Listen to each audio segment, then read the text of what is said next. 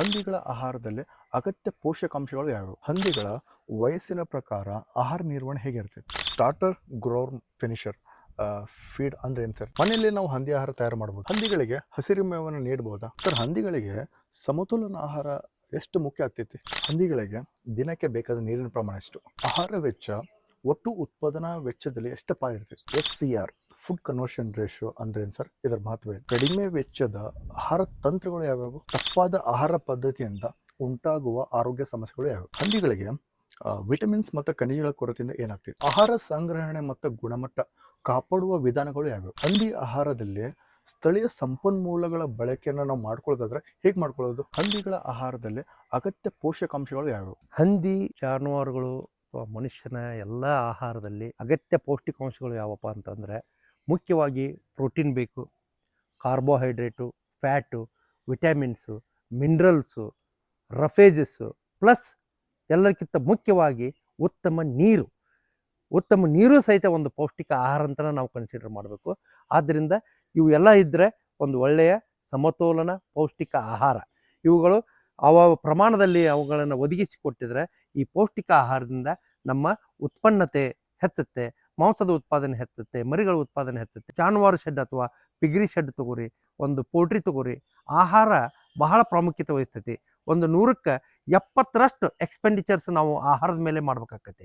ಆ ಆಹಾರವನ್ನು ನಾವು ಸರಿಯಾಗಿ ಎಲ್ಲ ಪೌಷ್ಟಿಕಾಂಶಗಳನ್ನು ನೀಡಿದಾಗ ಮಾತ್ರ ಅದು ಒಳ್ಳೆಯ ಉತ್ಪಾದನೆಯನ್ನು ಆ ಜಾನುವಾರು, ಆ ಹಂದಿ ಕೊಡ್ತೈತೆ ಅಂತ ಹೇಳ್ಬೇಕಾಗತ್ತೆ. ಹಂದಿಗಳ ವಯಸ್ಸಿನ ಪ್ರಕಾರ ಆಹಾರ ನಿರ್ವಹಣೆ ಹೇಗಿರ್ತೈತಿ? ಈ ಹಂದಿಗಳು ಏನಿರ್ತಾವಲ್ಲ, ಒಂದು 15 ದಿವಸದ ನಂತರ ಅವಕ್ಕೊಂದು 25 ಗ್ರಾಮ್ನಿಂದನೇ ನಾವು ಪ್ರಾರಂಭ ಮಾಡ್ತೀವಿ. 25 ಗ್ರಾಮ್ಸ್ ಸ್ಟಾರ್ಟರ್ ಫೀಡನ್ನು ಹಾಕ್ತೀವಿ.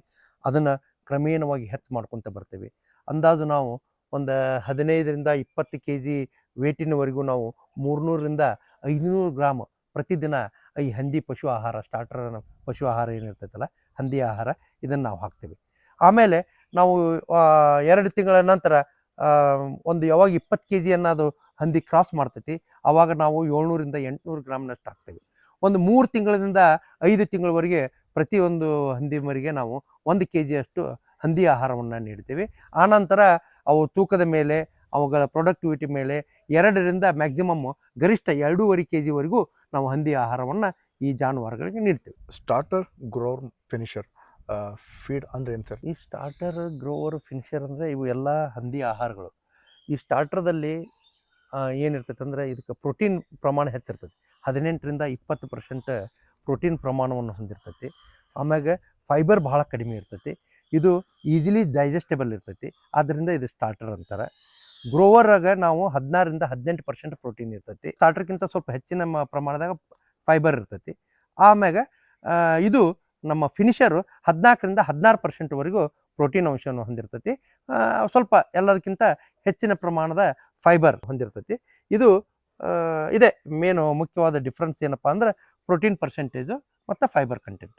ಇದರ ಮೇಲೆ ಅದನ್ನು ವಿಂಗಡಣೆ ಮಾಡ್ಬೋದು. ಮನೆಯಲ್ಲಿ ನಾವು ಹಂದಿ ಆಹಾರ ತಯಾರು ಮಾಡ್ಬೋದು.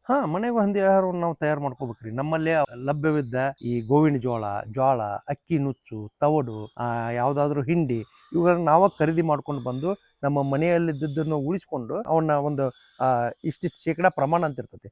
ಆ ಪ್ರಮಾಣಕ್ಕೆ ತಕ್ಕಂಗೆ ಅವನ್ನ ಶೇಖರಣೆ ಮಾಡಿಕೊಂಡು ಅವ್ನ ಮಿಕ್ಸ್ ಮಾಡಿ ಗ್ರೈಂಡ್ ಮಾಡಿ ನಾವು ಮನೆಯಲ್ಲೇ ಪಶು ಆಹಾರವನ್ನು ತಯಾರು ಮಾಡ್ಕೋಬೋದು. ಹಂದಿ ಆಹಾರವನ್ನು ತಯಾರು ಮಾಡ್ಕೋಬೋದು. ಹಂದಿಗಳಿಗೆ ಹಸಿರು ಮೇವನ್ನು ನೀಡಬಹುದಾ?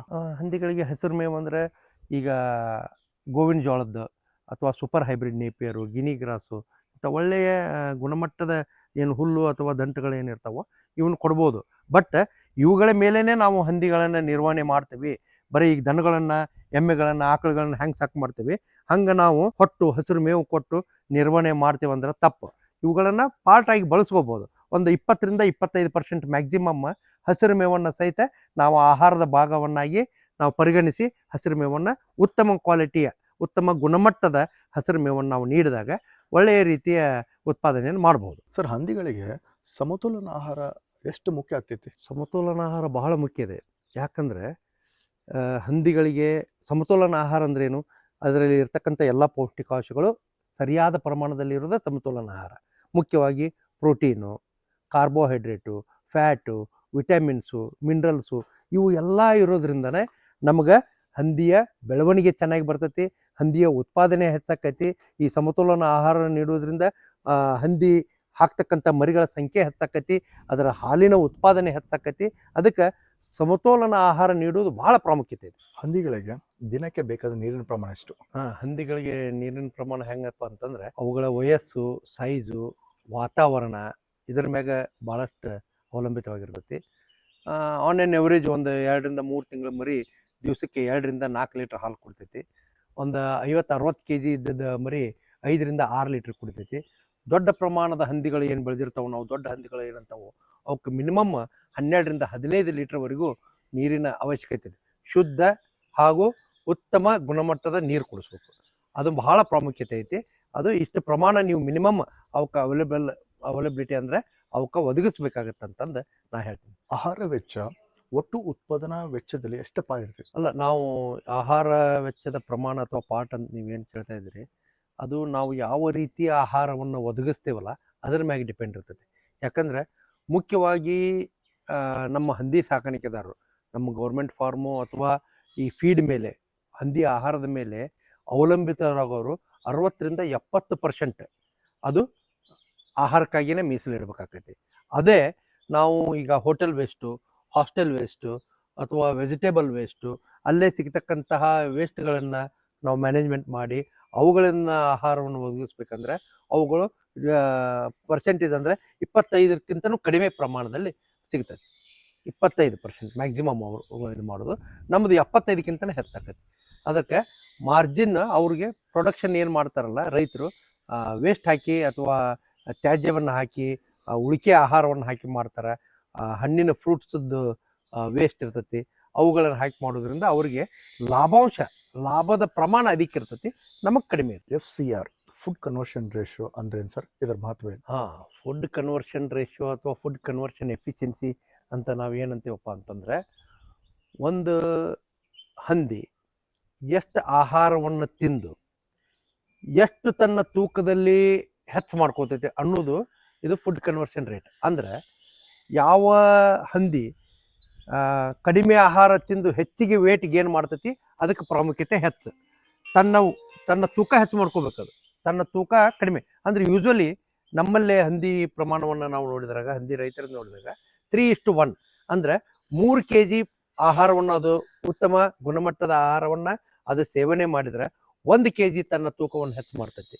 ಆದ್ದರಿಂದ ಇದಕ್ಕೆ ನಾವು ಏನಂತೀವಿ, ಫುಡ್ ಕನ್ವರ್ಷನ್ ರೇಷಿಯೋ FCR ಅಥವಾ ಫುಡ್ ಕನ್ವರ್ಷನ್ ಎಫಿಷಿಯನ್ಸಿ ಅಂತ ನಾವು ಕರಿತೀವಿ. ಕಡಿಮೆ ವೆಚ್ಚದ ಆಹಾರ ತಂತ್ರಗಳು ಯಾವ್ಯಾವು? ಅಂದರೆ ಕಡಿಮೆ ವೆಚ್ಚದ ಆಹಾರ ಒದಗಿಸೋದಪ್ಪ ಅಂದ್ರೆ, ನಾ ಈಗ ಈ ಮೊದಲು ಹೇಳ್ದಂಗೆ ನೀವು ಎಲ್ಲ hostel waste, hotel waste, veg hotel, non veg ಹೋಟೆಲ್ದು ವೇಸ್ಟ್ಗಳನ್ನು ತಂದು ಹಾಕ್ತಾರೆ. ಆದಷ್ಟು ವೆಜ್ ಹೋಟೆಲ್ದು ಅಂದರೆ ಸಸ್ಯ ಆಹಾರದ ವೇಸ್ಟ್ ಬೆಳೆಸೋದು ಭಾಳ ಉತ್ತಮ. ಯಾಕಂದರೆ ಕೆಲವೊಂದು ಹೋಟೆಲ್ಗಳಲ್ಲಿ ಡಿಸ್ಅಡ್ವಾಂಟೇಜ್ ಇರ್ತವೆ. ಏನಪ್ಪ ಅಂತಂದರೆ, ಈಗ ಅದರಲ್ಲಿ ಬಾಟಲ್ ಓಪನರು, ಬಾಟಲದ್ದು ಬೂಚು, ಕಾಜಿನ ತುಂಡು ಅವು ಎಲ್ಲ ಬಂದಿರ್ತವೆ. ಅವುಗಳನ್ನ ನಾವು ಹಾಗೆ ಹಾಕೋದ್ರಿಂದ ಸಾಕಷ್ಟು ಪ್ರಮಾಣದಲ್ಲಿ ಅವು ಅಪಾಯವನ್ನು ಒದಗಿಸ್ತವೆ ಹಂದಿಗಳಿಗೆ. ಆದ್ದರಿಂದ ಆ ಹಂದಿ ಆಹಾರವನ್ನು ತಂದ ತಕ್ಷಣ ಅವುಗಳನ್ನು ನಾವು ಒಂದು ಜಾಳಿಗೆ ಅಥವಾ ಸಾಣಿಗೆಯಲ್ಲಿ ಅವನ್ನ ಸಾರಿಸಿ ಹಾಕಿ ಕಲ್ಲು, ಹಳ್ಳು, ಬಾಟ್ಲಿ ಚೂರು, ಕಾಜಿನ ಚೂರು ಇಂಥವನ್ನೆಲ್ಲವುಗಳನ್ನು ಬೇರ್ಪಡಿಸ್ಬೇಕು. ಆಮೇಲೆ ಸ್ವಲ್ಪ ನೀರು ಹಾಕಿ ಆದಷ್ಟು ಮಟ್ಟಿಗೆ ಅವನ್ನ ಕುದಿಸಿ ಕೊಡೋದು ಭಾಳ ಉತ್ತಮ. ಈ hotel waste, hostel waste, vegetable waste ಏನೇ ಇರಲಿ ಅವುಗಳನ್ನು ಒಮ್ಮೆ ಒಂದು 20ರಿಂದ ಅರ್ಧ ತಾಸುವರೆಗೂ ಕನಿಷ್ಠ ಒಂದು 30 ನಿಮಿಷ ಅವುಗಳನ್ನು ಚೆನ್ನಾಗಿ ಕುದಿಸಿದ್ರೆ ಅದರಲ್ಲಿ ರೋಗ ಹರಡತಕ್ಕಂತಹ ರೋಗಾಣುಗಳು ಸಾಯ್ತಾವು. ಅದರಿಂದ ನಮ್ಮ ಜಾನುವಾರುಗಳು ಆರೋಗ್ಯಕರವಾಗಿರ್ತಾವೆ. ಆದ್ದರಿಂದ ಈ ಹೋಟೆಲ್ ವೇಸ್ಟ್ ಇರಲಿ ಯಾವುದೇ ತರಲಿ ಅವನ್ನ ಕುದಿಸಿ ಆರಿಸಿ ನಂತರ ಜಾನುವಾರುಗಳಿಗೆ ಅಥವಾ ಹಂದಿಗಳಿಗೆ ನೀಡಬೇಕು. ಇದು ಪದ್ಧತಿ. ಯಾಕಂದ್ರೆ ನಾವು ಮಾಡೋದೇ ಇಲ್ಲ, ಅಲ್ಲಿಂದ ತರುವುದು, ಅದು ಎಷ್ಟು ದಿವಸದೈತೆ ಅಂತ ಕೇಳೋದಿಲ್ಲ, 2 ದಿವಸದಿತ್ತೋ 3 ದಿವಸದಿತ್ತೋ ಅದನ್ನು ತಂದು ನಾವು ಜಾನುವಾರುಗಳಿಗೆ ಹಾಗೆ ನೀಡಿಬಿಟ್ವಿ ಅಂದ್ರೆ ಅದು ಅಪಾಯವನ್ನು ಒದಗಿಸ್ತಾವು. ಆದ್ದರಿಂದ ಫ್ರೆಶ್ ವೇಸ್ಟ್ ತೊಗೊಂಬರ್ಬೇಕು. ಆದಷ್ಟು ಅವನ್ನ ಕುದಿಸಿ ಆರಿಸಿ ಹಾಕೋದ್ರಿಂದ ರೋಗವನ್ನು ಸಹಿತ ತಡಿಬಹುದು, ಉತ್ತಮ ಆಹಾರವನ್ನು ಸಹಿತ ನಾವು ಜಾನುವಾರುಗಳಿಗೆ ನೀಡಿ, ಹಂದಿಗಳಿಗೆ ನೀಡಿ ಉತ್ತಮ ಬೆಳವಣಿಗೆ ಮತ್ತು ಉತ್ಪಾದನೆಯನ್ನು ನಾವು ಕಂಡುಕೊಳ್ಬೋದು. ತಪ್ಪಾದ ಆಹಾರ ಪದ್ಧತಿಯಿಂದ ಉಂಟಾಗುವ ಆರೋಗ್ಯ ಸಮಸ್ಯೆಗಳು ಯಾವುವು? ಇದು ತಪ್ಪಾದ ಆಹಾರ ಪದ್ಧತಿ ನೋಡ್ರಿ. ಮಾತು ಬಲ್ಲವನಿಗೆ ಜಗಳವಿಲ್ಲ, ಊಟ ಬಲ್ಲವನಿಗೆ ರೋಗವಿಲ್ಲ ಅಂತ. ಅಂದ್ರೆ ಯಾವ ಸೀಸನ್ನಿಗೆ ಯಾವಕ್ಕೆ ಎಷ್ಟು ಊಟ, ಅದರ ಪ್ರಮಾಣ, ಅದರ ಗುಣಮಟ್ಟ ಹೆಂಗಿರ್ತೈತಿ ಅದನ್ನು ನಾವು ಅಳವಡಿಸ್ಕೊಂಡು ಹೋದ್ರೆ ನಾವು ರೋಗ ಬರುವುದಿಲ್ಲ. ನಾವು ತಪ್ಪಾಗಿ ಅಂತಂದ್ರೆ ನಾವು ಸ್ಟಾಕ್ ಫುಡ್ 2 ದಿವಸದ್ದು 3 ದಿವಸದ್ದು ನಾವು ಹಳಸಿದ ಫುಡ್ಡು ಅಥವಾ ಕೆಡ್ತಾ ಇರ್ತಕ್ಕಂಥ ಫುಡ್ಡನ್ನು ಹಂದಿಗಳಿಗೆ ನೀಡಿದಾಗ ಅವು ಹಂದಿಗಳಿಗೆ ಫುಡ್ ಪಾಯ್ಸನಿಂಗ್ ಆಗ್ತಕ್ಕಂಥ ಶಕ್ಯತೆಗಳು ಇರ್ತಾವೆ. ಅದಲ್ಲದೆ ಲೂಸ್ ಮೋಷನ್ ಆಕ್ಕವು, ಒಮಿಷನ್ ಆಕ್ಕವು. ಆಮೇಲೆ ಅನೇಕ ರೀತಿಯ ಪ್ರಾಬ್ಲಮ್ಗಳು ಬಂದು ಅವು 2 ದಿವಸ 3 ದಿವಸ ಅವು ಆಹಾರ ತಿನ್ನಲ್ದ ಹಂಗೆ ಮಲ್ಕೊಂಡ್ಬಿಡ್ತಾವು. ಆಹಾರ ತಿನ್ನೋದಿಲ್ಲ, ಅವು ಬಿಟ್ಟು ಬಿಡ್ತಾವೆ, ಆಹಾರ ಬಿಟ್ಟು ಬಿಡ್ತಾವೆ. ಅದನ್ನು ನಾವು ಅದು ಬಾರದಂಗೆ ನಾವು ನೋಡ್ಕೋಬೇಕು, ಒಳ್ಳೆಯ ಆಹಾರ ಹಾಕಬೇಕು. 1 ದಿವಸ ಅಥವಾ 2 ದಿವಸ ಅದು ಆಹಾರ ತಿನ್ನಲಿಲ್ಲ ಅಂದ್ರೆ ಅದರಲ್ಲಿ ಅದರದ್ದು ತೂಕ ಕಡಿಮೆ ಆಗಿಬಿಡ್ತದೆ, ವೇಟ್ ಗೇನ್ ಆಗೋದಿಲ್ಲ, ಕಡಿಮೆ ಆಗಿಬಿಡ್ತೈತಿ. ಅದಕ್ಕೆ ಅನೇಕ ಸಮಸ್ಯೆಗಳು ಮತ್ತು ಅದ್ರ ಕೂಡ ಬೇರೆ ರೋಗಗಳು ಬಂದು ಸೇರ್ತಕ್ಕಂಥ ಚಾನ್ಸಸ್ ಹೆಚ್ಚಿರ್ತಾವೆ. ಆದ್ದರಿಂದ ಯಾವತ್ತೂ ಆಹಾರದ ಬಗ್ಗೆ ಗಮನ ಕೊಡ್ರಿ. ಒಂದು ಸ್ವಲ್ಪ ಕಡಿಮೆ ಕೊಟ್ಟರು ಶುದ್ಧವಾದ ಸ್ವಚ್ಛವಾದ ಆಹಾರ ನೀಡೋದು ಭಾಳ ಅವಶ್ಯಕ. ಹಂದಿಗಳಿಗೆ ವಿಟಮಿನ್ಸ್ ಮತ್ತು ಖನಿಜಗಳ ಕೊರತೆಯಿಂದ ಏನಾಗ್ತೈತಿ? ಈ ಲವಣ ಹಾಗೂ ವಿಟಮಿನ್ಸ್ ಅಂತ ಏನಂತೀವಲ್ಲ, ಇವುಗಳು ಪಶು ಆಹಾರ ಅಥವಾ ಹಂದಿ ಆಹಾರದಲ್ಲಿ ಬಹಳ ಪ್ರಾಮುಖ್ಯತೆಯನ್ನು ಹೊಂದಿದ್ದಾವೆ. ಯಾಕಂದರೆ ನಮ್ಮ ಹಂದಿಯ ಒಂದು ಆರೋಗ್ಯ, ಉತ್ತಮ ಗುಣಮಟ್ಟದ ಆರೋಗ್ಯ ಇರಬೇಕು. ಅದರದ್ದು ಎಲ್ಲ ತ್ವಚೆ ಕರೆಕ್ಟಾಗಿರಬೇಕು, ಕಣ್ಣು, ಅದರ ಅವಯವಗಳು, ಅಂಗಾಂಗಗಳು ಒಳ್ಳೆಯ ರೀತಿ ಕೆಲಸ ಮಾಡಬೇಕಾಗಿತ್ತಪ್ಪ ಅಂತಂದ್ರೆ ನಾವು ವಿಟಮಿನ್ಗಳನ್ನು ನಾವು ಕೊಡಲೇಬೇಕಾಗತ್ತೆ. ಒಂದು ವೇಳೆ ವಿಟಮಿನ್ ಇರಲಿಲ್ಲಪ್ಪ ಅಂತಂದ್ರೆ ನಮ್ಗೆ ರಫ್ ಹೇರ್ ಕೋಟ್ ಅಂತೀವಿ, ಕೂದಲು ಕತ್ತಿ ಕೂದಲು ಅಂತೀವಲ್ಲ ಆ ಟೈಪ್ ಬರ್ತಾವೆ.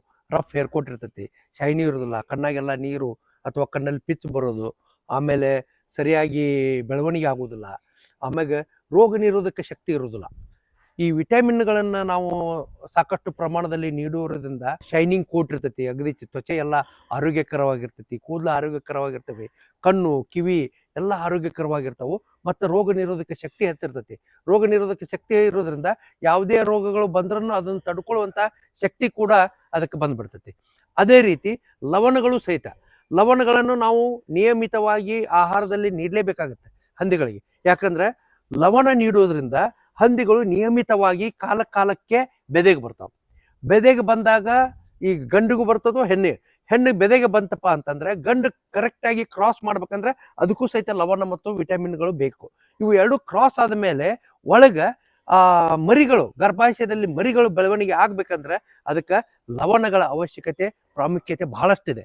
ಅವುಗಳ ಬೆಳೆಯೋದ್ರಿಂದ ಅಲ್ಲಿಂದ ಹಿಡ್ಕೊಂಡು ಅವು ಒಳ್ಳೆಯ ಉತ್ತಮ ಬೆಳವಣಿಗೆ ಆಗಿ ಅದು ಹೆರಿಗೆ ಆದಮೇಲೆ ಅಥವಾ ಮರಿ ಹಾಕಿದ ಮೇಲೆ ಆ ಮರಿಗಳಿಗೆ ಉತ್ತಮ ಗುಣಮಟ್ಟದ ಹಾಲನ್ನು ಕೊಡಬೇಕಾದ್ರೆ ನಮಗೆ ಲವಣ ಮಿಶ್ರಣ ಮತ್ತು ವಿಟಮಿನ್ಗಳು ಬೇಕಾಕ್ಕವು. ಆದ್ದರಿಂದ ಈ ಲವಣ ಮತ್ತು ವಿಟಮಿನ್ಗಳನ್ನು ನಾವು ಆಹಾರದಲ್ಲಿ ಒಂದು ವೇಳೆ ನಾವು ಸ್ವಲ್ಪ ಪ್ರಮಾಣದಲ್ಲಿ ಹಾಸ್ಟೆಲ್ ವೇಸ್ಟ್ ಅವನ್ನ ಹಾಕೋದ್ರಾಗ ಇರಲಿಲ್ಲಪ್ಪ ಅಂತಂದ್ರೂ ಸಹಿತ ಈ ಮಿನರಲ್ ಮಿಕ್ಸ್ಚರ್ ಅಂತಂದು ಒಂದು ಬರ್ತೈತಿ. ಆ ಮಿನರಲ್ ಮಿಕ್ಸ್ಚರ್ ಪುಡಿಗಳನ್ನು, ಔಷಧಿಗಳನ್ನು ಅಥವಾ ಈ ಕ್ಯಾಲ್ಸಿಯಂ ಲಿಕ್ವಿಡ್ಗಳನ್ನು ನಿಯಮಿತವಾಗಿ ಈ ಹಾಲು ನೀಡುವ ಅಥವಾ ಗರ್ಭ ಧರಿಸಿದ ಅಥವಾ ಗರ್ಭ ಹೊಂದಿರುವ ಜಾನುವಾರುಗಳಿಗೆ ನೀಡಿದ್ರೆ ಸಾಕಷ್ಟು ರೀತಿಯ ಪ್ರಯೋಜನಗಳು ಆಕ್ಕವಂತಂದು ಹೇಳ್ತೀನಿ. ಆಹಾರ ಸಂಗ್ರಹಣೆ ಮತ್ತು ಗುಣಮಟ್ಟ ಕಾಪಾಡುವ ವಿಧಾನಗಳು ಯಾವುವು? ಆಹಾರ ಸಂಗ್ರಹಣೆ ಮಾಡೋದು, ಅದರ ಗುಣಮಟ್ಟವನ್ನು ನಿರ್ವಹಿಸುವುದು ಬಹಳ ಪ್ರಾಮುಖ್ಯತೆ ಹೊಂದೈತಿ. ಯಾಕಂದ್ರೆ ಎಲ್ಲದಕ್ಕೂ ಒಂದು ಡೇಟು, ಒಂದು ಪೀರಿಯಡ್ ಅಥವಾ ಒಂದು ಅವಧಿ ಅಂತ ಇರ್ತೈತಿ. ಈಗ ನಾವು ಹಾಸ್ಟೆಲ್ ವೇಸ್ಟು, ಮುಸುರಿ ಅಥವಾ ಹೋಟೆಲ್ ವೇಸ್ಟ್ ಹಾಕ್ತೀವಂದ್ರೆ ಅದನ್ನು 24 ಗಂಟೆ ಪೂರ್ವದಲ್ಲೇನೋ ಅದನ್ನು ಉಪಯೋಗ ಮಾಡ್ಕೊಂಡ್ಬಿಡ್ಬೇಕು. ಅದನ್ನು ಯಾವುದೇ ಒಂದು ಎಲ್ಲಿ ಬೇಕಲ್ಲಿ ಇಲಿ, ಹೆಗ್ಗಣಗಳು ಅಡ್ಡಾಡುವಂಥ ಜಾಗದಲ್ಲಿ, ಆಮೇಲೆ ಬೇರೆ ಬೇರೆ ಪ್ರಾಣಿಗಳು ಅಡ್ಡಾಡುವಂಥ ಜಾಗದಲ್ಲಿ, ಕಾಗಿಗಳು ಕುಂತಿರುವಂಥ ಜಾಗದಲ್ಲಿ ಸಂಗ್ರಹ ಮಾಡಬಾರ್ದು. ಅವುಗಳಿಗೆ ಇರ್ತಕ್ಕಂತಹ ಒಂದು ಏನು ಕ್ಯಾನ್ ಇರ್ತೈತಿ, ಕಂಟೈನರ್ ಇರ್ತೈತಿ, ಅವುಗಳನ್ನು ಭದ್ರವಾಗಿ ಮುಚ್ಚಿ ಒಂದು ತಂಪಾದ ಜಾಗದಲ್ಲಿ, ಡ್ರೈ ಇದ್ದ ಜಾಗದಲ್ಲಿ ಅವುಗಳನ್ನು ಶೇಖರಣೆ ಮಾಡಬೇಕು. ಅದೇ ರೀತಿ ನಾವು ಹಂದಿ ಆಹಾರವನ್ನು ಶೇಖರಣೆ ಮಾಡಬೇಕಾದ್ರೆ ಅವುಗಳಿಗೆ ಗಾಳಿ ಆಡಬೇಕು, ಅಲ್ಲೇ ತೇವಾಂಶ ಇರಬಾರ್ದು. ತೇವಾಂಶ ಇತ್ತಪ್ಪ ಅಂದ್ರೆ ಅಲ್ಲೇ ಫಂಗಲ್ ಇನ್ಫೆಕ್ಷನ್ ಆಗುವಂಥ ಶಕ್ಯತೆಗಳು ಭಾಳ ಇರ್ತಾವೆ. ಆದ್ದರಿಂದ ಗಾಳಿ ಇರಬೇಕು, ಶುದ್ಧ ಒಣ ವಾತಾವರಣವಿರಬೇಕು, ತಂಪಿರಬೇಕು, ಆಮೇಲೆ ತೇವಾಂಶ ಇರಬಾರ್ದು. ಅಂದರೆ ಅದು ಬಿಸಿಲಿಗೆ ಹಾಕಬಾರ್ದು. ಬಿಸಿಲಿಗೆ ಹಾಕಿದ್ರೂ ಸಹಿತ ಕೆಲವೊಂದು ಪೌಷ್ಟಿಕಾಂಶಗಳು ಹಾಳಾಗಿ ಹೋಗ್ತಿರ್ತಾವೆ. ಆದ್ದರಿಂದ ನಾವು ನೆರಳಿನಲ್ಲಿ, ಗಾಳಿ ಆಡುವ ಪ್ರದೇಶದಲ್ಲಿ ನಾವು ಅದನ್ನು ಸ್ಟೋರ್ ಮಾಡೋದು ಬಹಳ ಉತ್ತಮ. ಅದನ್ನು ನಾವು ಕಾಲಕ್ರಮೇಣ, ಈಗ ಪಶು ಆಹಾರ ಅಥವಾ ಹಂದಿ ಆಹಾರ ಇತ್ತಪ್ಪ ಅಂದರೆ ಮ್ಯಾಕ್ಸಿಮಮ್ 30 ರಿಂದ 40 ದಿವಸದ ಒಳಗೆ ಅದನ್ನು ಉಪಯೋಗ ಮಾಡಬೇಕು. ಅದಕ್ಕಿಂತ ಒಮ್ಮೆ ರೆಡಿಯಾಗಿ 10 ದಿವಸದ ಒಳಗೆ ಸ್ಟೋರ್ ಮಾಡಿಬಿಟ್ಟಿವಂದ್ರೆ ಅದ್ರಾಗ ಫಂಗಲ್ ಇನ್ಫೆಕ್ಷನ್ ಆಗಿ ಬುಳ್ಸ್ ಬಂದು ಕಪ್ಪಾಗಿ ಜಾನುವಾರುಗಳ ಆರೋಗ್ಯದ ಮೇಲೆ ಪರಿಣಾಮ ಆಗಿ ಫುಡ್ ಪಾಯ್ಸನಿಂಗ್ ಆಗುವಂಥ ಶಕ್ಯತೆ ಇರ್ತಾವೆ. ಅದನ್ನು ಅವಾಯ್ಡ್ ಮಾಡ್ಬೇಕಂದ್ರೆ ನಾ ಹೇಳ್ದಂಗೆ ಕಾಲಕ್ರಮೇಣ ಅದನ್ನು ಉಪಯೋಗ ಮಾಡ್ಕೊತಾನೆ ಇರಬೇಕು, ಹೊಸದನ್ನು ತೊಗೊಂಬರ್ಬೇಕು, ಹಳಿದನ್ನು ವೇಸ್ಟ್ ಮಾಡಬೇಕು. ಹಂದಿ ಆಹಾರದಲ್ಲಿ ಸ್ಥಳೀಯ ಸಂಪನ್ಮೂಲಗಳ ಬಳಕೆಯನ್ನು ನಾವು ಮಾಡ್ಕೊಳ್ಳೋದಾದ್ರೆ ಹೇಗೆ ಮಾಡ್ಕೊಳ್ಳೋದು? ಈ ಸ್ಥಳೀಯ ಸಂಪನ್ಮೂಲಗಳಂತಂದ್ರೆ ನಾವು ನಮ್ಮಲ್ಲಿ ಬೆಳೆದಿರ್ತಕ್ಕಂತಹ ಈ ಗೋವಿನ ಜೋಳ ಇರಲಿ, ಮೆಕ್ಕೆಜೋಳನೂ ಅಂತಾರೆ, ಗೋವಿನ ಜೋಳನೂ ಅಂತಾರೆ, ಅದೇ ರೀತಿ ಜೋಳ ಇರಲಿ, ಈ ಸೂಪರ್ ಹೈಬ್ರಿಡ್ ನೇಪಿಯರ್ ಗ್ರಾಸ್ ಇರಲಿ, ಗಿನಿ ಗ್ರಾಸ್ ಇರಲಿ, ಇವುಗಳನ್ನು ನಿಯಮಿತ ಪ್ರಮಾಣದಲ್ಲಿ ಬಳಸ್ಕೋಬೋದು. ಅದು ಅಲ್ಲದೆ ಈ ಗೆಣಸುಗಳು, ಈ ಬಟಾಟೆ ಅಂತೀವಲ್ಲ, ಪೊಟ್ಯಾಟೊ, ಆಲೂಗಡ್ಡೆ ಅಂತೇವೆ ನಮ್ಮಲ್ಲಿ, ಅದನ್ನು ಆಮೇಲೆ ಸ್ವೀಟ್ ಪೊಟ್ಯಾಟೊ ಗೆಣಸುಗಳನ್ನು, ಇವುಗಳನ್ನು ಸಹಿತ ನಾವು ಉತ್ಪಾದನೆ ಮಾಡಿ ಜಾನುವಾರುಗಳಿಗೆ ನಿಯಮಿತವಾಗಿ ಕೊಟ್ಟು ಅವುಗಳಿಗೆ ಒಳ್ಳೆ ಪೌಷ್ಟಿಕ ಆಹಾರ ಇದೆ ಇವುಗಳನ್ನು ನೀಡಿ ಈ ರೀತಿ ನಾವು ಕೃಷಿ ಉತ್ಪನ್ನಗಳು ಹಾಗೂ ವಿವಿಧ ಮೂಲಗಳಿಂದ ಬಂದಂತಹ ಸ್ಥಳೀಯ ಸಂಪನ್ಮೂಲಗಳನ್ನು ಬಳಕೆ ಮಾಡಿಕೊಂಡು ಆಹಾರದ ವೆಚ್ಚವನ್ನು ಕಡಿಮೆ ಮಾಡಿ ಹೆಚ್ಚಿನ ಲಾಭ ಗಳಿಸಬಹುದು. ಇದುವರೆಗೂ ನಾವು ಆಹಾರ ಮತ್ತು ಪೋಷಣ ನಿರ್ವಹಣೆ ಬಗ್ಗೆ ಮಾತಾಡಿದ್ವಿ. ಇನ್ನು ಮುಂದೆ ನಾವು ಮುಂದಿನ ಹಂತಕ್ಕೆ ಹೋಗೋಣ.